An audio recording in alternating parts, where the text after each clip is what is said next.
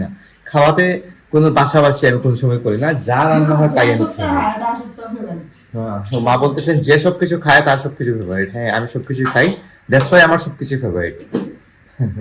কিনারে রাস্তার পাশে যে আমাদের বিল্ডিং ছিল ওখানে থাকতাম, তো দ্যাটস ওয়াই এগুলা হয়ে ওঠে নাই।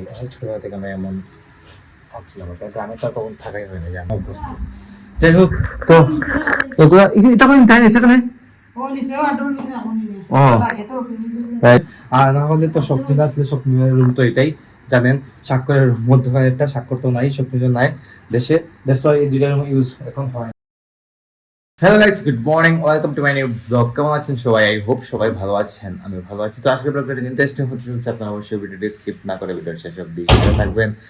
গাইস, কয়েকদিন থেকেই মুষলধারে বৃষ্টি হতেছে, আর আজকে সকালে আমি ঘুম থেকে উঠেছি 7:30টার সময়, ঠিকই কিন্তু ঘুম থেকে উঠে আমি ওয়ার্কআউট করতে যেতে পারি না, কারণ মুষলধারে বৃষ্টি হচ্ছিল, আমি নিচে চলে যেতে পারবো না, এটা তো গাইস ইম্পসিবল। তো ঘুম থেকে উঠে কফি টফি খেয়ে একদম জিমের জন্য প্রিপারেশন নিয়ে আমি ঘুমিয়ে পড়েছি। বুঝুন, জিমের জন্য প্রিপারেশন নিয়ে আমি ঘুমিয়ে পড়েছি। কিছু করার নেই, বৃষ্টি হইতেছিল, এখন পর্যন্ত এটা খুবই খারাপ, বৃষ্টি আবারও হবে, এটা বুঝে যেতেছে।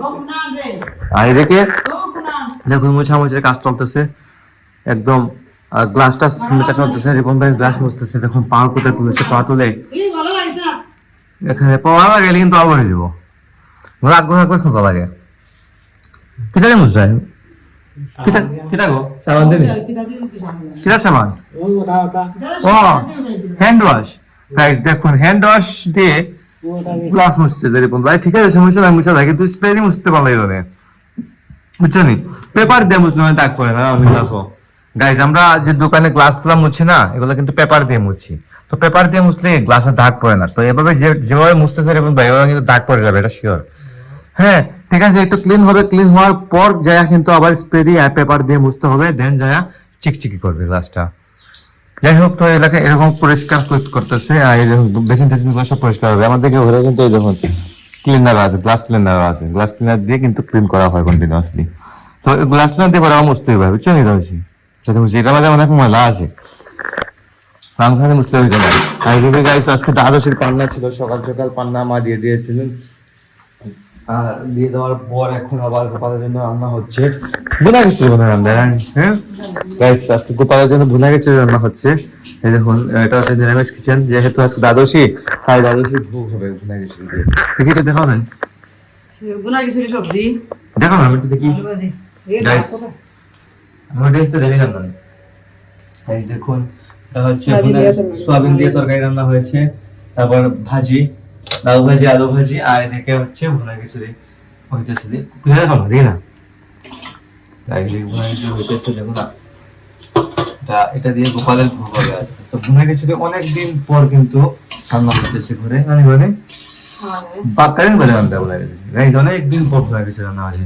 ভুনা খিচুড়ি কিন্তু আমার ফেভারিট, সবসময় ঠান্ডা দিন তাকায়, ঠান্ডা দিন তাকায় সম্রাটে বলছিল খিচুড়ি নিতে ইচ্ছা করে, সম্রাটে বৃষ্টির দিনে খিচুড়ি খেতে ইচ্ছা করে, বৃষ্টির দিনে আসলে খিচুড়ি খেতে ইচ্ছে করে।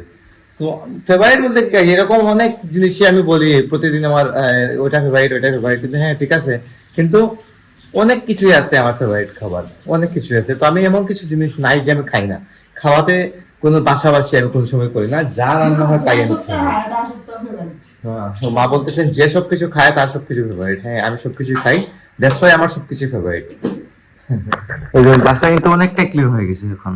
গাইস, আমাদের এই জায়গাটা কিন্তু অন্ধকার, এই জায়গাটা অনেকটাই অন্ধকার। তো আমি কিছুদিন আগে আমাদের ইলেকট্রিশিয়ান চাচার সাথে কথা বলেছিলাম, এখানে একটা লাইট লাগাতে হবে, কিন্তু এই জায়গাটা আসলে অন্ধকার। গাইস, এখানে একটা সুইচ ছিল, বাট এই সুইচের গ্লাসের পেছনে লাইটটা কিন্তু নষ্ট হয়ে গেছে, এটা আবার গ্লাসটা খুলে আবার ঠিক করাতে হবে। তো এখানে কিছুটা কাজ আছে, সেগুলো করাইতে হইব। তো এখানে আমি চিন্তা করতেছি, অন্ধকার না লাগলেও কিছু অন্ধকার আছে, ওই যে ওখানে একটা লাইট লাগাই দিব। গাইস, কর্নারের মধ্যে একটা স্পট লাইট লাগাবো, আর ভেতরে যে ফিতা লাইটটা আছে এটা কিন্তু মানে চকটা নষ্ট হয়ে গেছে, চকটা লাগাতে হবে, তারপর কিন্তু এই জায়গাটা আবার সুন্দর হয়ে যাবে। তো এখানে একটু অন্ধকার অন্ধকার লাগে, বুঝতে পারতেছেন, এই সেটটা একরকম, এই সেটটা একরকম, এটা বুঝাই যায়। তো এটা ঠিক করে নেবো গাইস, কারণ হচ্ছে আমাদের এখানে মিস্ত্রি লাগবে দুইজন, একটা হচ্ছে ইন্টেরিয়র মিস্ত্রিকে বলতে হবে আবার আসতে, আবার ইলেকট্রিশিয়ানকে বলতে হবে আসতে। তো দুইজনের কম্বিনেশনটা হয়ে উঠতেছে না, দ্যাটস ওয়াই কাজটা হয় নাই, তাহলে কিন্তু কাজটা কবে আমি করে নিতাম। যাই হোক, তো আমি লাইটটা নিয়ে আসতে হবে, প্রথমে লাইটটা নিয়ে এসে দুইজনকে কল করে বলতে হবে এগিয়ে টেনে আসার জন্য, তাহলে কোনো উপায় নেই, তাহলে ঠিক হবে না এটা। তো গাইস এখন চলে এলাম উপরে, এটা হচ্ছে আমাদের বারান্দাতে আসলাম। আর গাইস একটা কথা ভাবছিলাম, তো কি ভাবছিলাম, এটা হচ্ছে যে আমাদের আগের যে বাসাটা ছিল সেখানে অনেক ক্রাউড ছিল, মানে অনেক নয়েজ আসতো সারাদিন, প্যাপো প্যাপো এরকম অনেক নয়েজ, কিন্তু কানে ঢুকতো, মানে মাথা একদম হ্যাং হয়ে যেত, ঘুমটাও কিন্তু প্রপার হতো না। তো আমাদের এই বাসাতে আসছি আমরা 9 মাস 10 মাস হয়ে গেছে অলমোস্ট। তো আসার পর থেকে রাতে ঘুমটাও কিন্তু একদম জবরদস্ত ঘুম হয়। তারপর এই যে নয়েজটা কিন্তু থাকে না। আবাসিক বলে কথা গেছে, আবাসিকে তো আমাদের থেকে অভ্যস্ত নই আমরা ছোটবেলা থেকে একদম রাস্তার কিনারে, রাস্তার পাশে যে আমাদের বিল্ডিং ছিল ওখানে থাকতাম। তো দ্যাটস ওয়াই এগুলা হয়ে ওঠে নাই, ছোটবেলা থেকে আমরা এমন থাকছিলাম, কিন্তু আমি তো আর তখন থাকাই হয় না, জানি তো। তো এখানে আবাসিকে আসার পর থেকে এটাই বুঝতে পারতেছি, একদম নির্জন নিস্তব্ধ শান্তি একটা পরিবেশের মধ্যে আমরা থাকতে পারতেছি, ভালো লাগতেছে। তো তো এটাই আমরা আগেও চাইছিলাম। তো আসলে এটা পূরণ হয়েছে যাওয়াটা, ভালো লাগে। কিন্তু মাঝে মধ্যে পাখির যে কলকল আওয়াজ, এগুলো কিন্তু শোনা যায়, ভালো লাগে। চারদিক দেখুন একদম নিস্তব্ধ, কিন্তু আমার কথা ছাড়া আর কোনো কিছু আপনারা শুনবেন না। তবে যদিও রাত্রে এটা একটু ভয়ঙ্কর হয়ে যায়, যে ভয়ঙ্কর হলেও কিন্তু এখানে কিন্তু ভয়ঙ্কর লাগে না, কারণ হচ্ছে কি আমাদের মেইন রাস্তা মানে মৌলভীবাজার চৌমুহনী পয়েন্ট থেকে আমাদের বাসার দূরত্ব মাত্র 2 মিনিট, হেঁটে 2 মিনিট, আর হেঁটে কিন্তু 2 মিনিট সময় লাগে। তারপরে কিন্তু এটাকে আবাসিক বলে।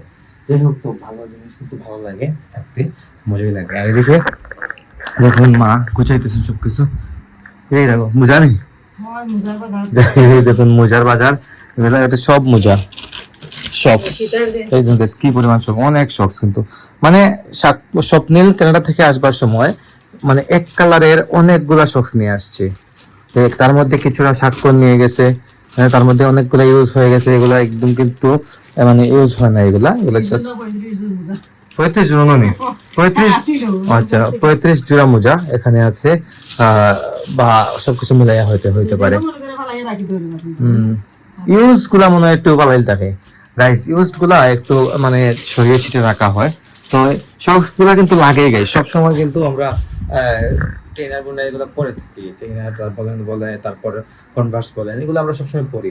তো যদিও এই গরমের কারণে আমি কিন্তু রেগুলার কনভার্স পড়তাম, রেগুলার আমার একটা না একটা লোফার আছেই, আমি পড়তেই হতো আমার, কারণ আমি রেগুলার বাইক চালাই, দেড়শো আমার কিন্তু লোফার পড়তে হতো। কিন্তু এই কয়েকদিন থেকে আমার কিন্তু যে চামড়া জুতাগুলো আছে না, এগুলো পড়তে হচ্ছে, কারণ কিছু কারণে পড়তে হচ্ছে, না হলে কিন্তু আমি এগুলোতে কমফোর্টেবল না।